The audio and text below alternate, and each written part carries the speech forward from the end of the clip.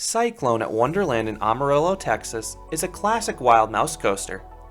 This miler mouse has a lot more spirit than the newer wild mice, and in this review, I will explain why it's one of the better ones in the genre. In the 1950s, several companies started developing wild mice coasters. B&A Schiff was the first in 1950. This model was immensely popular for its compact footprint, exciting hairpin turns, and sharp drops. So other companies started building similar coasters. Myler built their first wild mouse in 1955 with the Wild Chipmunk at Lakeside in Denver, Colorado, and that coaster still operates today. And Herschel unveiled their own wild mouse coaster in 1959. Schiff built 71 wild mouse coasters, but none remain today. Herschel built 42 wild mice, but only 2 still operate at Little America and Arnold's Park. Although, if you want more information on this coaster, I have a review on Quasi's former Monster Mouse coaster. Meanwhile, Myler built only 4 wild mouse coasters, but theirs lasted longer. The aforementioned Wild Chipmunk and Wonderland Cyclone still operate today. The other 2 closed after the 2012 season, so all of theirs operate for at least 50 years. One of the biggest reasons for this is probably the fact that Myler still operates today. Carl Myler founded Myler Manufacturing in the 1940s, and they produced coasters until the mid-1970s. A decade later, Carl's sons, Eric and Fred Myler, reopened Myler Manufacturing and renamed it E&F Myler.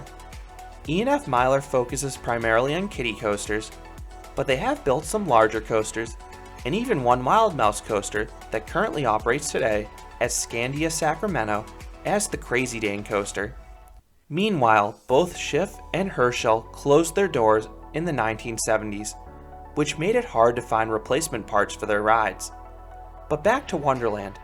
Cyclone opened at Wonderland in 1968 as their first adult coaster. But Cyclone had 2 pit stops before finding a long-term home at Wonderland. It originally opened in 1960 at Spring Lake Park in Oklahoma City. The ride only operated there for 1 season before being relocated to Funtown in Atlanta, where it operated until 1966. Cyclone was running 4 cars the day I visited. Each car held a maximum of 2 people. Despite this, it was no more than a 2 or 3 car wait. And I find it fascinating that they operate multiple cars in this coaster. To quote El Toro Ryan, a block zone is a section of a ride that only one train may occupy at a time. At the end of a block zone, there is a method to stop the train, in case the block zone ahead of it is still occupied. This is the safety system that prevents roller coaster trains from colliding with one another. That is how most coasters operate. Well, Cyclone does things much differently. There does not appear to be any blocks between the top of the lift hill to the final brake run. I saw no emergency brakes or methods to stop a train. Despite this fact, Wonderland will allow 2 trains on this section of the ride simultaneously, which was quite the shock to see. If I'm incorrect and there is a way to stop the train, I would love to know. This is exactly how I operate my wild mice coasters in Roller Coaster Tycoon if I'm too lazy to switch them into continuous circuit block section mode when I'm playing the game. Cyclone's cars are quite interesting. 99% of roller coasters have restraints. Actually, I think that number may be higher, but Cyclone is in the less than 1% that operate with absolutely no restraints. There are no seatbelts, no lap bars, nothing. I could not believe it. The cars feel like well-padded bathtubs. You sit really low to the track with your legs extended straight out. All you have to hold on to are these thin rails on the outside edge of the car. It's a foreign riding position even for a seasoned coaster enthusiast. The cars also have a similar feature to the Herschel Wild Mice. The front wheels are set quite a ways back from the front of the car. This means that the nose of the train will extend beyond each hairpin turn before you start turning. Combined with how far back you're sitting, it really does feel like you're going to fall off the track in each turn. The ride starts with a 35-foot tall or 11-meter lift. This leads into a long series of hairpin turns like most wild mice. These turns are quite wild for the aforementioned visual, but they also have some really strong laterals because of the lack of restraints. There is nothing stopping you from slamming into the well-padded side of the train. There isn't even a seat mold to deter your motion. The bottom of the train is a flat pad. This makes the laterals more enjoyable than usual on this type of ride because you're really thrown around. At the end of this elevated hairpin turn section, you go down this funky double down.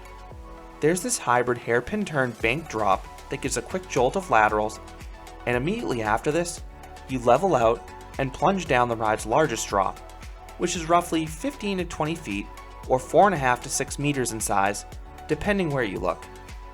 This drop is sharp and you have some good speed going into it, yet it doesn't offer any airtime. The following hill has a banked hairpin turn at the top, so it gives another abrupt jolt of laterals. You then travel to the opposite side of the ride and drop down another sizable drop. This one actually gives a faint pop of airtime, but it's the only pop of airtime in the entire ride. You then rise up over another camelback. While none of these other hills give airtime, they do have some good zip to them because of how compact they are. You then rise up another hill that also has a banked hairpin turn at the top to deliver another shot of laterals. You then cross back to the other side of the ride and drop back down to the ground. You then rise up over another camelback. This one is notable though because of the crazy head chopper with the track above you. It really catches you off guard because you can't see it until you crest the hill. You then rise up into another turnaround that has yet another banked hairpin turn at the top. Have you noticed the theme? Like the others, it delivers another abrupt jolt of laterals. That leads into a 360-degree downwards helix that has the most intense part of the ride.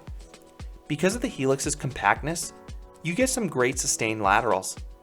And because of how the helix is angled downwards quite severely, the laterals only increase as you rapidly build up speed. You then pop up into the brake run, ending the ride. And despite being over 60 years old and being relocated twice, Cyclone is a pretty smooth ride. It does throw you around, but that's deliberate with the laterals. So what would I rate Cyclone? I would give this coaster a 7 out of 10. The experience is probably closer to a 6, but I'm bumping it up a point because it's one of the best wild mice out there. The unique vehicles combined with the lovely laterals makes this a standout in the genre.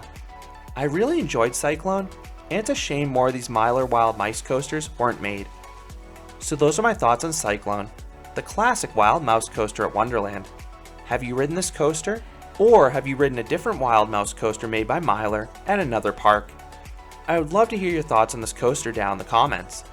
If you enjoyed this review, I'd appreciate if you gave this video a like, and you considered subscribing, because there'll be a lot more roller coaster and amusement park videos here at Canopy Coaster. Thanks for watching.